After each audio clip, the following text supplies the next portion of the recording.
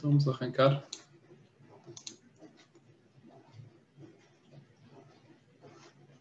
Tina, if there's any technical issue, just let me know, please. Ok.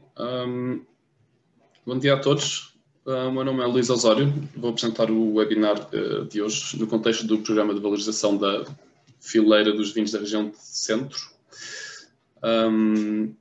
Antes de mais, quero agradecer pela confiança depositada em mim e na Wine Intelligence pelas 5 CVRs que fazem parte do projeto: Bairrada, Beira Interior, Dão, Lisboa e Tejo.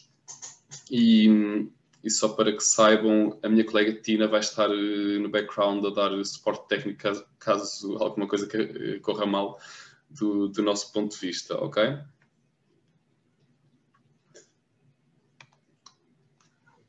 Então, hoje vamos ter o primeiro de 3 webinars. O projeto que estamos a desenvolver com estas 5 regiões consiste em 3 webinars. E hoje vamos falar sobre tendências de consumo na era Covid. Em setembro vamos abordar temas relacionados com oportunidades em estilos de vinhos.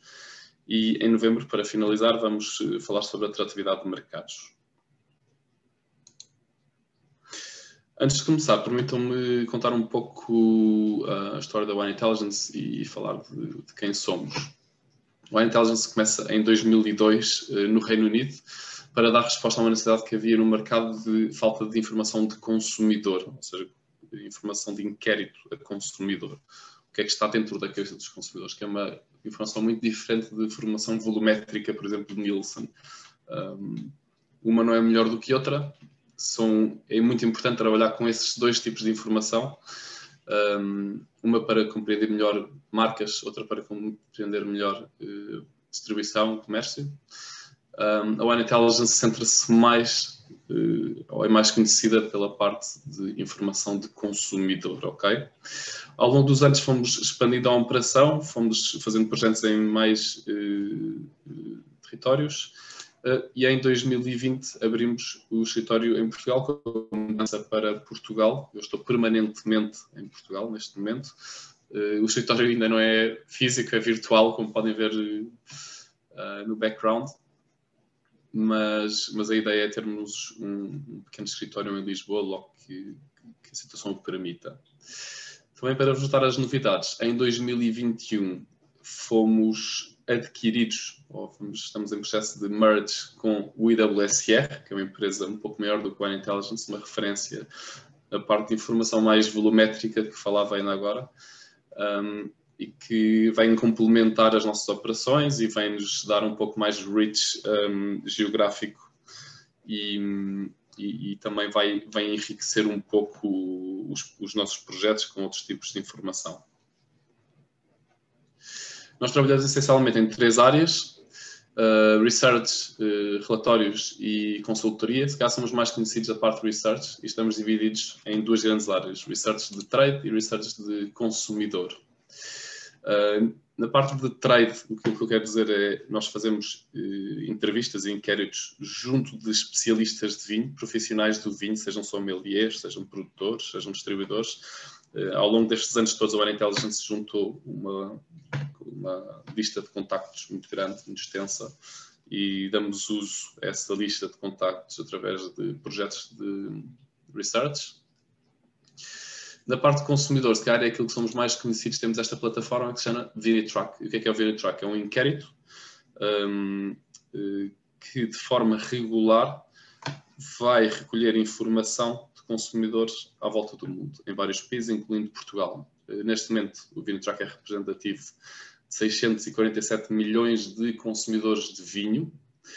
Normalmente a nossa amostra é consumidores regulares de vinho, ou seja, consumidores que bebem vinho uma vez por mês. Isso pode ser um pouco diferente de mercado para mercado, mas este inquérito corre de forma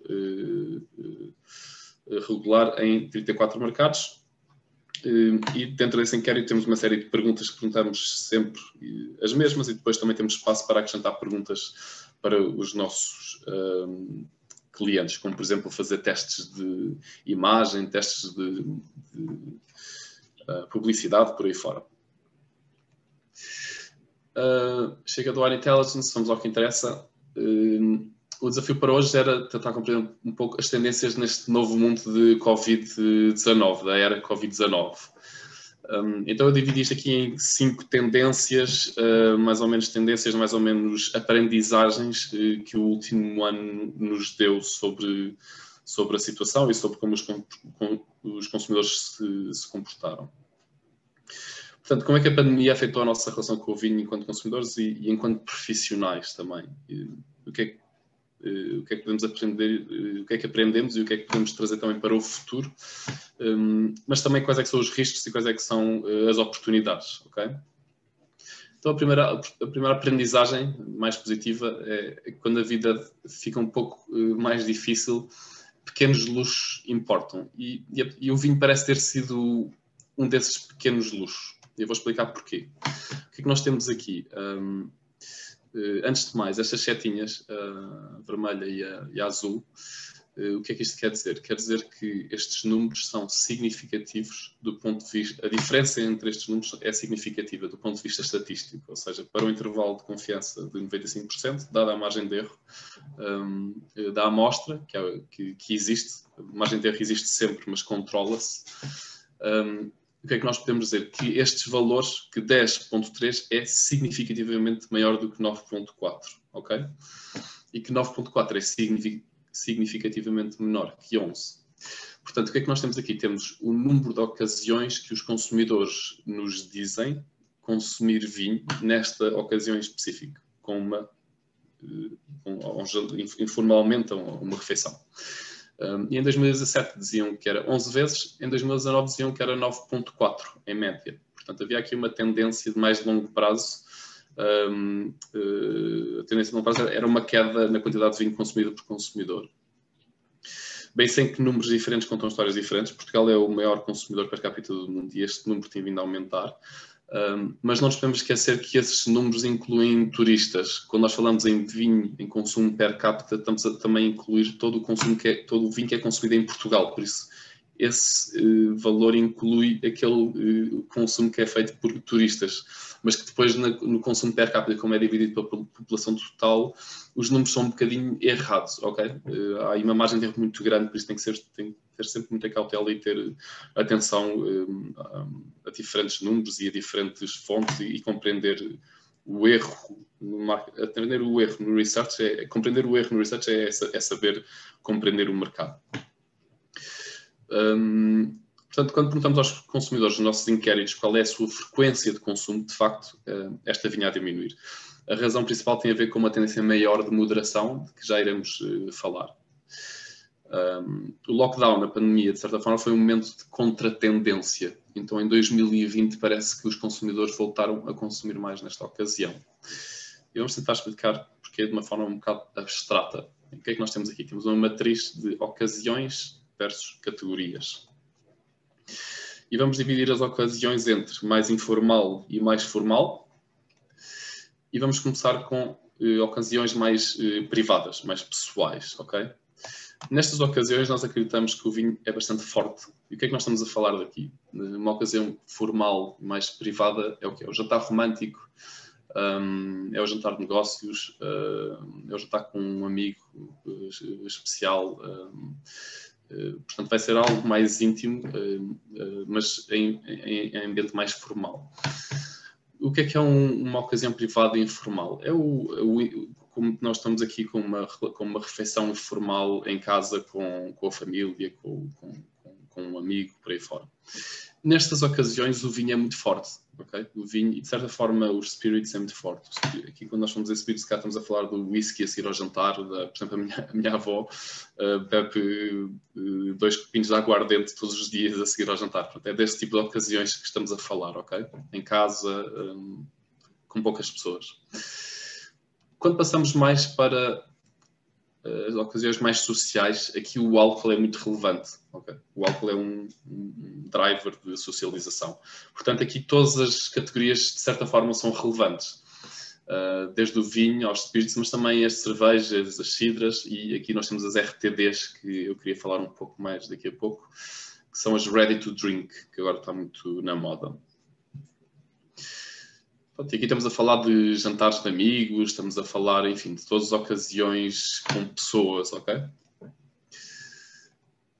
E depois temos um terceiro tipo de ocasiões, que são as ocasiões de celebração. Quando nós falamos em celebração informal, se calhar estamos a falar mais de, por exemplo, celebrações desportivas, algo assim bem informal, ok? Mas aqui a cerveja é muito dominante, mas celebração por si só tem um caráter formal. Portanto, aniversário, passagem de ano, por aí fora, o vinho volta a ser irrelevante nestas ocasiões, se calhar através dos espumantes, por exemplo. E aqui os spirits e os cocktails também são bastante relevantes.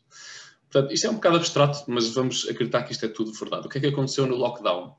No lockdown, nós não podemos socializar e não podemos celebrar à partida, não é? Portanto, vamos ter mais ocasiões de consumo em ocasiões mais privadas. Portanto, de certa forma, isso explica um pouco o bónus que o vinho viveu em 2020, quando, na verdade, a macro tendência era que o vinho, a nível de volume, iria crescer. E, de facto, quando perguntamos aos consumidores portugueses, deixem-me explicar o gráfico primeiro. Aqui o que nós temos? Temos a frequência de consumo de um série de tipo de bebidas, desde vinho tranquilo, still wine, até vinho espumante, vinho do Porto, spirits, cerveja, e depois para benchmark, água e outras bebidas não alcoólicas. Aí temos dividido por idades. E o que nós vemos é a linha do meio, é o comportamento dos consumidores antes da pandemia, e se as bolinhas estiverem para cima, é que estes consumidores estão a beber mais, se a bolinha estiver para baixo, é que os consumidores estão a beber menos, disto, dada a pandemia. E, de facto, os consumidores portugueses a dizerem-nos que estão a beber mais vinho após a pandemia começar. O que faz sentido se acreditarmos na matriz do slide anterior. Por vezes estes números diferem um pouco daquilo que vemos nos dados Nielsen, por exemplo. O feedback dos consumidores que temos é que a pandemia, principalmente o primeiro lockdown, foi um momento de consumo de vinhos especiais, que estavam guardados, armazenados em casa à espera de ocasiões mais especiais. Em Portugal há uma cultura de armazenar vinho e por vezes isto não aparece em quase informação nenhuma, não é? Ou seja, como é que a Nielsen vai, ou como é que o IWSR vai detectar esse vinho que foi consumido em casa e que já estava guardado em casa? É muito difícil. Portanto, se calhar aqui a informação do consumidor, aquilo que os consumidores dizem, se calhar é mais poderoso. Portanto, de facto, houve um aumento no consumo de vinho por português, mas nós já sabemos no contexto, porque o turismo desaparece, há uma queda do volume total consumido em Portugal. Mas o consumidor português médio, de facto, a dizer-nos que bebeu um pouco mais. E algum feedback e informação que temos acesso também nos diz que por volta de setembro, outubro, uma parte destes consumidores, especialmente os consumidores um pouco mais premium, fez um certo restock destes vinhos. Portanto, houve um movimento positivo de vendas premium e super premium a subir um pouco nesta fase. Não foi muito significativo, mas de facto temos algum feedback de que houve algum movimento nestas áreas. E portanto, só voltar aqui ao lockdown, de facto o lockdown a fazer mais sentido para o vinho. Portanto, estamos a falar aqui de quantidade de vinho, de volume, não é? Mas e em relação a spend, a gasto? Também havia uma macro tendência global, não é só em Portugal, mas em Portugal também, de beber-se menos, mas beber-se melhor, peço desculpa. E isto aqui estamos a falar do consumidor médio português. Agora, há aqui um ponto muito importante de compreender neste tipo de informação. Isto é a informação que nós perguntamos aos consumidores. Os consumidores tendem a exagerar naquilo que gastam. Todos nós adoraríamos que os consumidores gastassem o que eles nos dizem nestas ocasiões. Portanto, estes números não podem ser vistos em absoluto, têm que ser vistos em relativo, ok? Tem que ser vistos em relativo de um ano para o outro e em relativo entre os diferentes tipos de ocasiões. E aqui temos dois tipos de ocasiões. Ocasiões off-trade, ou seja, ocasiões onde o consumidor comprou o vinho no supermercado ou na loja e consumiu em casa, ou ofereceu. E temos ocasiões on-trade, ocasiões em que o consumidor bebeu de facto no restaurante. Também outra coisa a ter em conta é que esta informação é de outubro, portanto há aqui um efeito verão. Houve consumo na restauração durante o verão, ok?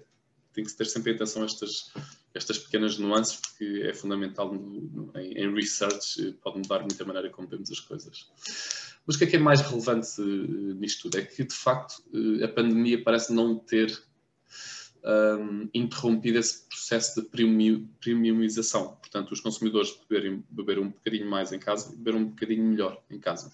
Em casa e nos restaurantes também. Ok? Portanto, havia uma tendência de premiumização de longo prazo que parece não ter sido interrompida na pandemia. E quando nós vamos ver quem é o tipo de consumidor premium, eu acho que há uma maneira de pensar, e eu próprio pensava dessa maneira antes de olhar a informação, de que o consumidor premium é um consumidor mais velho. E é muito interessante que é exatamente o contrário. O que é que nós temos aqui? Temos a distribuição dos consumidores portugueses por faixa de idade, ou seja, All Regular Wine Drinkers é a população que bebe vinho portuguesa, um tamanho da amostra de 1000, e esta é a distribuição por faixa de idades. E, de facto, temos mais de 1/3 dos consumidores de vinho em Portugal, ou dos consumidores regulares de vinho em Portugal, tem mais de 60 anos.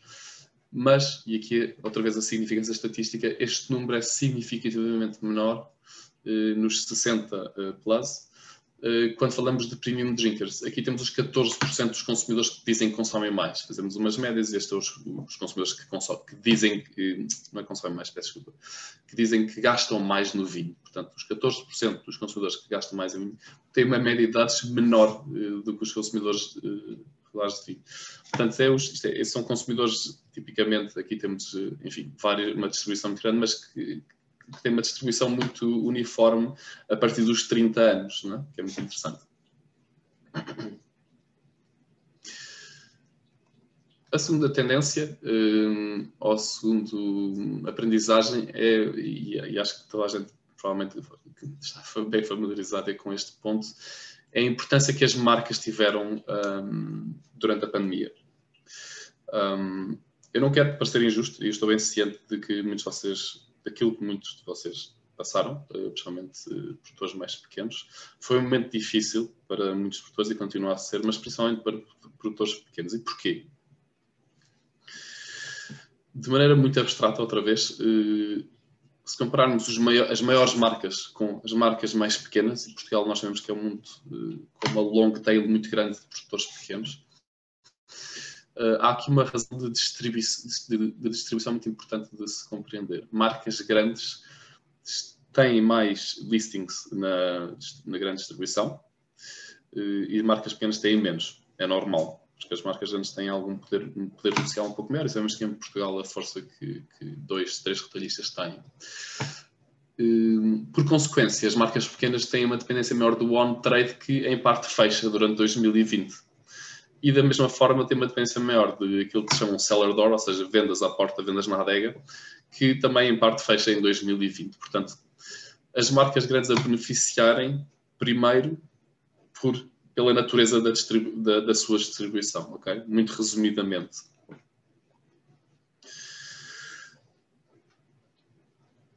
Mas também eu acho que há mais do que distribuição. Há algo nas marcas que vai um pouco além da distribuição. E para isso temos que compreender os consumidores. Há 3 coisas muito importantes de compreender sobre consumidores. Os consumidores, quando estão a fazer compras no supermercado, estão em piloto automático. Nós muitas vezes achamos que os consumidores estão ativamente à procura de marcas, das marcas que amam, etc. E a verdade é que não estão. A verdade é que os consumidores querem comprar um vinho. Às vezes são consumidores um pouco mais interessados, às vezes são consumidores um pouco menos interessados. Os consumidores menos interessados, se calhar, vão procurar mais promoção, são um consumidor mais funcional. Os consumidores interessados, se calhar, vão perder mais tempo e vão olhar aos contrarótulos e etc. Mas a verdade é que há um certo autopilotismo nestes processos. Os consumidores também, dentro dos supermercados, onde há milhares e milhares e milhares de marcas, se nós entrarmos num continente grande, provavelmente estão lá, não sei, 5.000 marcas, 10.000 marcas, de todos os produtos em geral. Portanto, aquilo que nós estamos à procura nos supermercados é de corta-matos, de shortcuts, de ajudas, de coisas que nos façam minimizar o risco das nossas escolhas. E é aqui que a marca é tão relevante. As marcas, no fundo, são shortcuts. No final do dia, uma marca é um elemento minimizador de risco da nossa escolha. Okay? E, por fim, temos déficit de visão periférica. Isto, pronto, é uma experiência pessoal. Vivi em Londres muitos anos. quando eu ia procurar os baked beans, era isto que eu procurava, no fundo. Se calhar havia mais 10 marcas de baked beans no Tesco, mas eu estou tão habituado a esta marca do Tesco que é este visual que eu estou à procura. Portanto, eu nem em autopiloto à procura de shortcuts, nem vejo o que é que está à volta da marca que eu já conheço. Não é? Por isso aqui é aquela questão do brand awareness, da notoriedade ser tão importante. O Byron Sharp, não sei se estão familiarizados com este livro, com o How Brands Grow, que é um livro que acho que deve toda a gente ler, toda a gente que é interessada por marketing, porque tem coisas muito interessantes, muito factuais, muito estatística. Ele diz uma coisa muito interessante, que é, se somos leais às marcas, é por isso que conseguimos sair de uma loja em 10 minutos, mesmo que hajam 45 mil produtos a quererem ser comprados. Demonstramos a nossa lealdade através de vermos apenas as marcas que gostamos. Portanto, há aqui uma parte de marca, não é? E eu acho que a pandemia, no fundo, beneficiou as marcas grandes, não só porque estão melhor distribuídas, mas também porque os consumidores querem passar menos tempo dos supermercados, querem passar menos tempo às compras por razões de segurança e porque querem passar menos tempo, estão ainda mais à procura de shortcuts, não é? E têm ainda menos visão periférica. Portanto, há aqui uma razão de consumidor e uma razão de marca muito, muito, muito interessante. Há várias maneiras de medir a força de uma marca. Na nossa opinião, a mais poderosa provavelmente é a variável de notoriedade espontânea. É isso que Unprompted Brand Awareness quer dizer, notoriedade espontânea, ok? E nós medimos essa notoriedade em Portugal. Como é que nós medimos os nossos inquéritos antes de mostrar qualquer logotipos, antes de revelar qualquer imagens de garrafas? Nós perguntamos aos consumidores para escreverem até 6 marcas que eles conhecem, que se lembram, top of mind.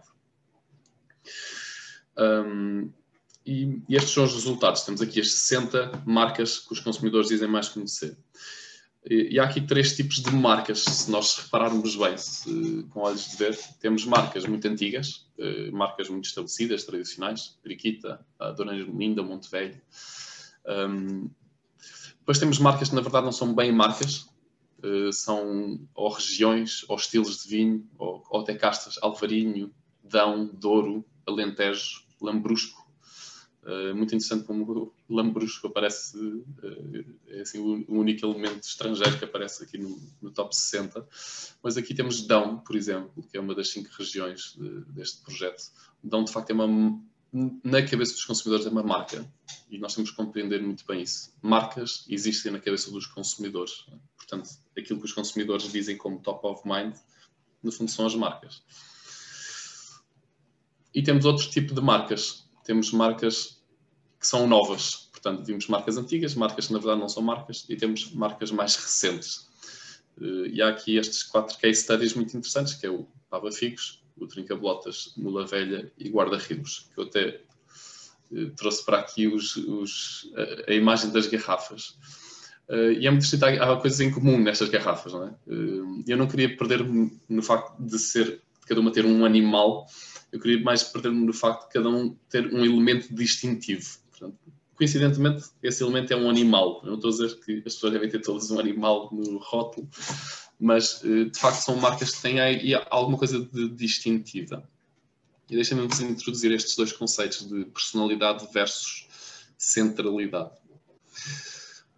O que é centralidade? Centralidade é aquilo que se espera de uma garrafa de vinho. Eu vou dar um exemplo. Montevelho tem uma imagem muito central, não é? Porque o Montevelho é exatamente aquilo que se espera de uma garrafa de vinho do Alentejo.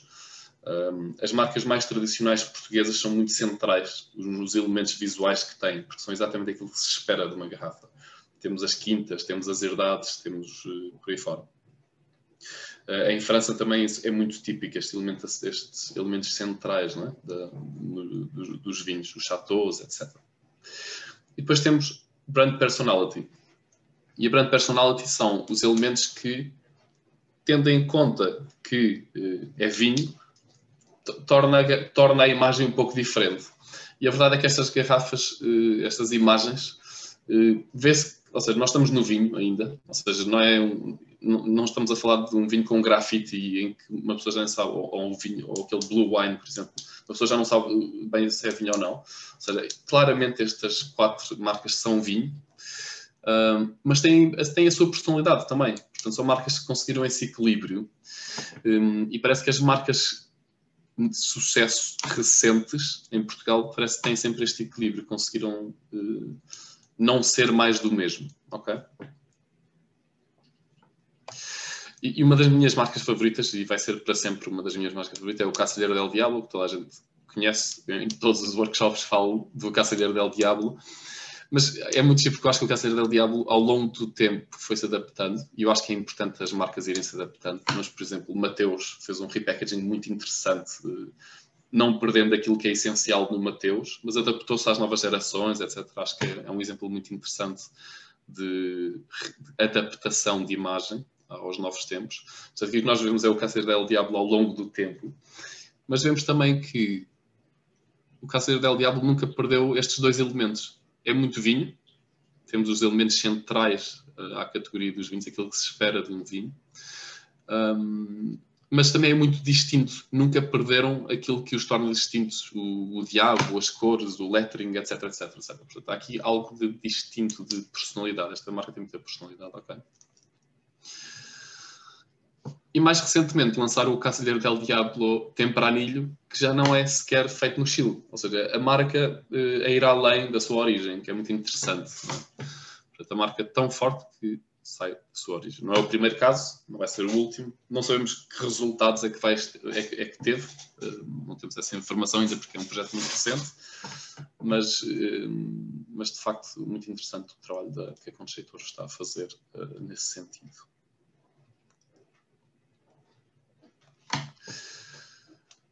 O terceiro ponto que eu queria trazer, aprendizagem, é: mas então, quando a vida voltar a ser mais normal, o que é que nós vamos beber? Não é? Se nós vimos que o vinho beneficiou, de certa forma, da pandemia, porque acreditamos nesta matriz, o que é que acontece quando começarmos e que já estamos, no fundo, a ter ocasiões mais sociais, ocasiões mais de celebração? Agora que estamos a começar a desconfinar, vai este momento de bónus do vinho acabar? Bom, o que vai acontecer ainda é uma grande incógnita. Há muitos fatores que temos que ter em conta. Muitos fatores. Se calhar vem outra vaga, esperemos que não. Se calhar vem novas maneiras de beber, vem se calhar outros tipos de bebidas, enfim. Há muitos fatores que temos de ter em conta, mas que é preciso estarmos alerta. Mas é normal que o consumidor volte a consumir mais outros tipos de bebidas que se ajustam melhor a certos tipos de ocasião. Por exemplo, quando o Sporting for campeão daqui a umas semanas, se for, vão celebrar com vinho? Não, se calhar não. Vão celebrar com cerveja. Mas se calhar o ano passado a celebração foi em casa. Se calhar até se celebrou com vinho. Nessa altura, o Porto. Portanto, eu acho que naturalmente vai haver um movimento do vinho para outros tipos de bebidas. E acho que o vinho vai voltar à tendência que já vinha de trás de moderação e de queda de volume, ok? Isso é a nossa opinião. Mas antes disso, queria falar um pouco sobre esta categoria de RTD, Ready to Drink, que eu acho que é muito interessante e é muito importante de se estar alerta. O que é uma RTD? Nós, na Wine Intelligence e agora também IWSR, estes são dados do IWSR, dividimos esta categoria em três. Temos as Flavored Alcoholic Beverages, por exemplo, um Bacardi Raspberry. Temos as Premixed Cocktails. Não sei se viram, o Taylor's lançou agora um Porto Tónico em lata. Também não sei se viram as notícias, o IVDP vai começar a certificar Porto Tónico. Vai haver uma certificação de Porto Tónico, é bastante interessante. Portanto, essa categoria adaptar-se ao novo mundo das latas, dos cocktails, das RTDs. E temos as hard seltzers, que é uma febre lá fora, que não se fala de outra coisa, e que está neste momento a chegar a Portugal. Já há algumas marcas portuguesas, mas que já lá vamos. Mas antes disso, os drivers de crescimento das RTDs antes era conveniência e preço. Convenience and affordability. E como todos os tipos de produtos, todas as categorias, temos esta curva de maturidade, não é? infância, crescimento, maturidade e declínio.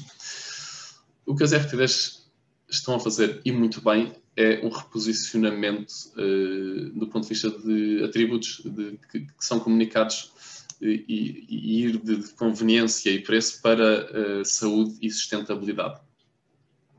Isto é fundamental de se compreender, ok? Portanto, é muito interessante como a categoria soube se reinventar focando estes atributos. São benefícios relativos, não é? Para a saúde, mas parecem ser esses os benefícios, os drivers principais para crescer. Portanto, saúde, coisas relacionadas com saúde parecem ser os drivers principais de crescimento, porque temos um consumidor cada vez mais mindful daquilo que consome, do ponto de vista do açúcar, do ponto de vista do processo, do ponto de vista das calorias. E isto são argumentos cada vez mais fortes e que tendem a ganhar cada vez mais força com as novas gerações e no futuro. Isto é fundamental de se compreender, ok? Mas também a questão da sustentabilidade é muito relevante. Nós temos feedback cada vez mais dos consumidores da sua preocupação com packaging. E acho que provavelmente todos estamos conscientes disso, que existe essa preocupação crescente. Mas mais interessante, nós também temos alguma evidência que há uma consciencialização, agora que não havia tanto antes, de que lata é um packaging menos mau relativo a outros. Antigamente até haviam consumidores que, ainda continuam a haver consumidores que acham que vidro é melhor. Mas de facto agora há cada vez mais estudos e cada vez mais comunicação dos benefícios da lata do ponto de vista ecológico. E o consumidor está alerta para isso. Portanto, isso é um driver também que nós achamos que vai ser importante nesta revolução das RTDs. Agora, a grande questão é de que forma é que as hard seltzers e etc., enfim, especialmente as hard seltzers, vão afetar o consumo de vinho. Não é? Até que pode ter que ser uma ameaça, ou quão grande é essa ameaça? É uma pergunta que a indústria deve começar já a fazer e a perguntar-se. Não é? Nós vemos que no mundo no mercado norte-americano, os consumidores tendem a fazer um pouco de category switching entre este tipo de bebidas e, por exemplo, cervejas e até vinhos, quando falamos de estilos de vinhos um pouco mais frescos, mais light and fresh. Isso existe, ou seja, há alguma evidência disso. Nós achamos que em Portugal vai acontecer o mesmo, não é? Ainda ontem, no meu Instagram, eu tinha um anúncio, isto é um anúncio de Instagram, sobre esta nova marca portuguesa, chama-se Punk, ou Funk, e é muito giro que eles comunicam conveniência, não é? Um Express Delivery em Lisboa, mas depois vamos a ver melhor e a comunicação tem toda a volta dos benefícios do ponto de vista de saúde. Tem menos calorias, tem menos açúcar, tem menos processo, é vegan, é isto, é aquilo e não sei o quê. E isto convence um consumidor. A verdade é que isto convence um consumidor. Mas já que estamos a falar de latas, e aqui RTDs não inclui vinho em lata, vinho em lata é uma categoria diferente, mas não podemos deixar de falar de vinho em lata, não é? Porque o vinho em lata, no fundo, é um fenómeno também. Mas há aqui alguns pontos que são importantes. É um fenómeno, ainda não é muito grande, mas está em crescimento. Estes dados que vocês veem aqui são de julho, portanto já tem quase um ano. Vai ser muito interessante agora em julho, quando nós voltarmos a medir, a perceber qual é que foi o movimento que houve durante esta segunda fase da pandemia. Mas o que é que nós temos aqui? No eixo dos Y temos a percentagem de consumidores que dizem ter comprado vinho em lata nos últimos 6 meses.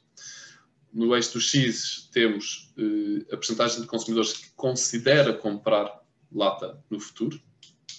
E o tamanho da bola é o tamanho relativo de awareness, ou seja, quantos consumidores é que sabem sequer que estes produtos existem.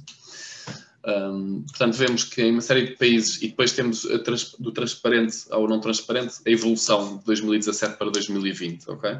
E nós vemos que há, de facto, uma evolução positiva no crescimento destes produtos. Em Portugal, infelizmente, nós só começámos a medir no ano passado, portanto não temos evolução de 2017. Mas é muito interessante, que é uma categoria muito pequena, no ano passado, em julho, mas há uma parte significativa de consumidores que diz estar aberta a comprar E isso é muito interessante. Mas lá está, é um nicho, algo muito pequeno. Mas a verdade é que nós vemos muito movimento ultimamente, principalmente nas últimas semanas até, de marcas novas, de Gazela, Gatão. Temos esta startup Oceanos, com o Sauvignon Blanc verdelho, e temos a Pinta Negra, e depois temos mais algumas, não são as únicas. Portanto, isto tudo para dizer o quê? Nós, no fundo, no Wine Intelligence e no IWSR, achamos que vem aí uma pequena febre de bebidas em lata e de RTDs. Portanto, estes formatos vão ser cada vez mais relevantes. Não vão ser dominantes, mas é muito importante compreender que espaços é que eles vão ocupar, e aqui eu volto um pouco a esta questão de socialização, etc. Eu não acredito que vamos começar a beber RTDs e latas num jantar romântico, onde o vinho é muito forte e a garrafa e o ritual de abertura. Também não acredito que vamos, se calhar, beber até um jantar normal em casa, com a família. Mas há muitas ocasiões de socialização e até de celebração, se calhar, onde se calhar estas bebidas vão ser capazes de penetrar. A penúltima tendência tem exatamente a ver com Health and Sustainability, com saúde e sustentabilidade. E aqui eu trago-vos dados dos Estados Unidos, nós não temos dados de Portugal, mas achamos que o consumidor norte-americano neste tipo de assuntos é uma visão daquilo que acaba por acontecer, ou que já está a acontecer em Portugal e um pouco no resto do mundo. O que é que nós temos aqui? Temos, ele diz, peço desculpa, tenho um erro, All Canadian, mas devia ser All American. O que é que nós temos aqui? Temos as razões, aliás, vamos perguntar aos consumidores se estão ativamente a reduzir o consumo de álcool ou se não estão a reduzir o consumo de álcool. E vemos que 2/3 dos consumidores dizem que não estão a reduzir o consumo de álcool.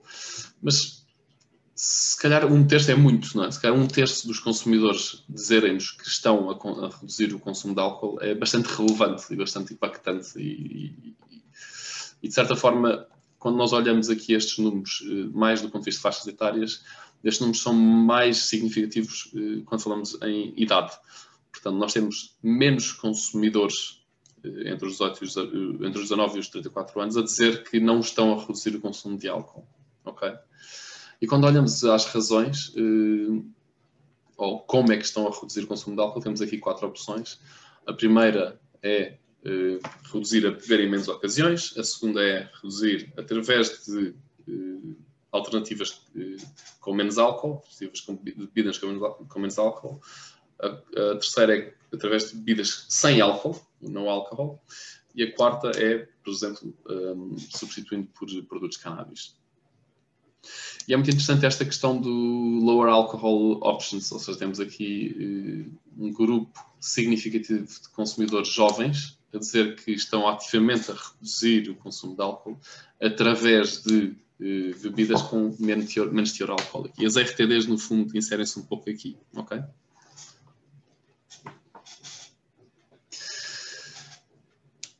Nós temos esta marca, é uma marca da Wine Intelligence, a Farrington's Estate, e que nós estamos constantemente a testar nos nossos inquéritos para, enfim, testar tipos de designs diferentes, tipos de claims diferentes. Aqui o que nós fizemos foi testar a mesma marca, mas com 2 claims diferentes. Lower Alcohol Wine e Non-Alcoholic Wine. Ou seja, quantos consumidores é que estão abertos a comprar estes 2 tipos de vinho? E, de facto, há uma proporção significativa de consumidores que dizem estou aberto a experimentar, estou aberto a comprar. 25% dos consumidores dizem que estão abertos a comprar vinho com menos teor alcoólico e 22% até vinho sem álcool nenhum. Isto para mim foi bastante surpreendente. Eu achava que estes números iriam ser bastante mais pequenos. Portanto, há sempre uma pequena guerra ao álcool do ponto de vista do consumidor, principalmente consumidores mais jovens. No próximo workshop, no próximo webinar, nós vamos ver dados muito semelhantes a estes, ou seja, testes de packaging, etc., mas com outros tipos de claims sobre outros tipos alternativos de vinhos, desde ethically produced, orgânico, biodinâmico, por aí fora. Ok? Por fim, nesta tendência, é muito interessante ver quais é que são as grandes barreiras para começar a beber bebidas com pouco ou sem álcool. e são sempre relacionadas com líquido. É muito interessante isso, não é? Ou seja, a maioria dos consumidores diz-nos que a maior barreira, ou associações que têm para este tipo de bebidas é mau sabor ou má qualidade. Portanto, comunicar estes atributos parece ser a chave para ter sucesso nestas categorias, ok? Porque nós vemos que, por outra evidência que temos, quando os consumidores provam, normalmente a conversão é bastante alta. Por fim, a última grande tendência da era Covid que eu queria vos trazer hoje tem a ver com o boom que houve nos canais digitais. Acho que estamos familiarizados, mas vamos fazer aqui um pequeno deep dive.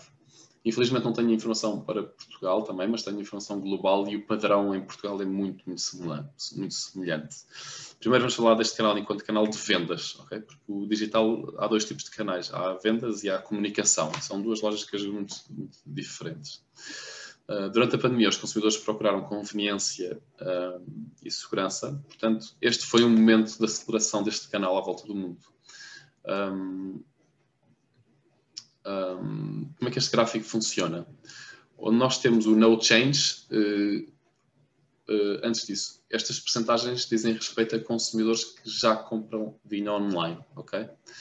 Por isso, o que nós vamos perguntar a esses consumidores que já compravam vinho online, como é que eles se estão a comportar durante a pandemia? Portanto, nós vemos que os consumidores que já compravam vinho online estão a comprar mais. Portanto, dentro do universo de consumidores que já compravam vinho online em cada um destes países, o Net Change Score, que é o que vemos em baixo, que é um index, é positivo. Ou seja, mais frequência nos consumidores que compravam online. E aqui o que é que nós temos? Vou explicar este gráfico. Temos em uma série de países o número total de consumidores de vinho. Por exemplo, no Canadá temos 17,5 milhões de consumidores de vinho, na China 52 consumidores de vinho, 52 milhões de consumidores de vinho, por aí fora. E depois as percentagens dizem respeito a esse total. E temos a bolinha cheia é os consumidores que compraram online, e aqui já estamos a falar de todos os consumidores de vinho, não é só dos consumidores online. Portanto, a bolinha cheia é o total de consumidores online, portanto, 16% de 17,5 milhões de canadianos dizem ter comprado vinho online. Mas mais interessante que isso é a bola que não está cheia, é a percentagem de consumidores, o total de consumidores que dizem considerar comprar online no futuro. Portanto, é um canal que promete continuar, que nós sabemos ter crescido muito durante a pandemia, mas que promete continuar a crescer. Esta informação é relativamente recente, é de outubro. Portanto, por um lado temos os consumidores que já compravam online a comprar mais frequentemente e por outro lado temos o consumidor que nunca comprou online a dizer que está a considerar comprar online. Portanto, cada vez mais temos que olhar este canal como um canal relevante e não só um canal alternativo, ou um canal menor. Em Portugal, infelizmente, nós não colocamos aqui os valores. Nós temos valores, mas não são equiparáveis, porque nós mudámos a metodologia como fazemos esta pergunta para incluir uma série de subcanais, ok? E eu vou-vos explicar esses subcanais. Como é que nós vendemos online? O online é todo um mundo. Nós vendemos online, por exemplo, se formos um produtor através do nosso website, montamos a nossa própria operação, aí temos alguns limites, alguma limitação da maneira como chegamos aos consumidores, porque não temos que gastar muito dinheiro para chegar a uma proporção significativa de consumidores, mas temos poder sobre a operação, portanto, a vantagem e a desvantagem. Depois temos aquilo que chamamos os retalhistas especialistas. Por exemplo, no Brasil é a Vino, a LCBO tem o seu website também, em Portugal a Garrafeira Nacional, Portugal Vineyards, etc. Que são lojas que têm a sua operação montada online, ok? Lojas especialistas que têm a sua operação montada online e por vezes são puramente online, como por exemplo o caso da Evino. A Evino é apenas um retalhista online no Brasil, como a wine.com.br, por exemplo. Temos os retalhistas generalistas que também vendem vinho, portanto o vinho não é o principal foco, vendem groceries, mas também vendem vinho, e aí estamos a falar do Continente, Pingo Doce, Pão de Açúcar, mas por exemplo uma Amazon também. E E depois temos estas plataformas muito interessantes que são os marketplaces. O que é um marketplace? Um marketplace é uma loja onde outras lojas online podem vender. Portanto, aqui em Portugal, por exemplo, temos o Adega, que é provavelmente assim o mais conhecido. E se eu for um produtor X, eu posso ter a minha loja online e montar a minha operação na plataforma deste marketplace. Mas o marketplace não trata da logística, ok? Não é retalhista, é apenas um motor, uma forma digital de fazer a ponte entre produtor e marca com mercado. A grande vantagem aqui é que estes marketplaces, pela dimensão que têm, chegam a mais pessoas, ok? Portanto, muitas vezes o que nós vemos é os produtores que têm a sua própria operação a venderem também no marketplace e inclusive especialistas retalhistas, os retalhistas especialistas a venderem também nos marketplaces, ok? E por fim temos as delivery apps que estão em franco crescimento. Infelizmente ainda não temos dados concretos, mas sabemos que está em crescimento. Por exemplo, o Uber Eats, o Glovo. E é muito interessante, por exemplo, o Glovo tem o seu próprio... o Glovo, por exemplo, o Uber Eats, o que faz é nós podemos comprar vinho a um restaurante ou até a um supermercado, por vezes. A Glovo é a mesma coisa, mas a Glovo, por exemplo, tem o seu próprio supermercado, o Super Glovo. Ou seja, não sei se há muita gente aqui que usa Glovo, mas nós podemos entrar na aplicação do Glovo e já fazer vinho e já fazer compras no próprio Glovo. Ou seja, o Glovo é um retalhista, não é só uma delivery app, ok? Temos estes dois sistemas. E há muito vinho a ser vendido desta maneira, ok? Nestas plataformas. E tende a crescer. Portanto, é muito importante compreender a maneira como funcionam e termos as nossas equipas de marketing preparadas para isso. Por fim, o último insight que eu vos queria trazer. Eu acho que a grande revolução que aconteceu em 2020, mais do que canal de venda, que também foi, é provavelmente o online enquanto canal de comunicação. O lockdown, principalmente, foi um momento de grande reinvenção na maneira como nós comunicamos as nossas marcas, as nossas iniciativas, aquilo que queremos passar aos consumidores, a nossa relevância para os consumidores. E a quantidade de eventos virtuais, de Happy Wine Wednesdays e Happy Hours e por aí fora que houveram, principalmente no primeiro lockdown, mas de certa forma no segundo também, foi impressionante. E mais do que isso, e isto é um bocado aquilo que eu sinto, a maneira como isso transformou a maneira de pensar das equipas de marketing, dos marketeers em Portugal, que estão habituados a fazer marketing um pouco mais, de forma mais tradicional em Portugal. À volta do mundo, Portugal não está de todo mais atrasado do que o resto do mundo, antes pelo contrário. Mas muito interessante a maneira como mudou o mindset. De repente, há aqui uma série de oportunidades, não é? De targeting, de termos poder sobre as nossas campanhas, de poder medir em direto os KPIs, etc, etc, etc. Portanto, a grande revolução claramente foi nestes canais digitais que nos permitiram comunicar de forma muito mais assertiva, mas que também mudaram a maneira como as nossas equipas estão estruturadas. Por fim, queria apenas agradecer.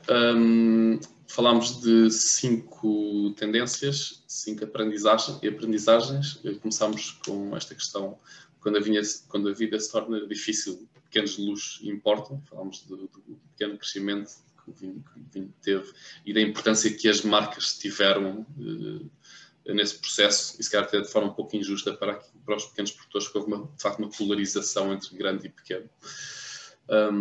Também falámos o que é que vai acontecer a seguir. Eu tentei trazer aqui algumas pistas com a evidência que para já está disponível e acho que o meu desafio é deixá-los todos a pensar como é que a indústria deve lidar com isso e se é um desafio, se é uma oportunidade, por aí fora. Falámos sobre esta questão de Health and Sustainability, desta tendência maior de moderação. Eu vou abordar estes temas novamente no próximo workshop, sobre estilos alternativos de vinho, etc. E por fim falámos sobre este boom digital a que assistimos e que eu acho que toda a gente deve estar muito alerta e em cima, porque de facto muda um pouco a maneira como como nos estruturamos, dá-nos alternativas em relação às alternativas existentes e principalmente num país como Portugal, onde há tanta concentração de poder no retalho tradicional. Este aqui é um canal que potencialmente pode continuar a ser desenvolvido e pode ajudar bastante até os pequenos produtores, mas também a maneira como nos permitiu comunicar de forma muito mais assertiva aquilo que queremos comunicar. Com isso, despeço-me. Eu deixo aqui o meu e-mail. Eu acho que a Tina está a recolher comentários. Se alguém comentou, eu como estou com modo de abstenção não consigo ver. Mas nós vamos responder às perguntas que sejam colocadas e, por favor, não hesitem em enviar-me um e-mail diretamente caso queiram revisitar algum dos temas. Estou disponível para uma chamada assim que seja necessário para esclarecer algum tópico, sem problema algum com quem quiser. Com isso, despeço-me, mas antes disso, dizer que esta apresentação vai ser partilhada com todos e também a gravação vai ser partilhada com todos.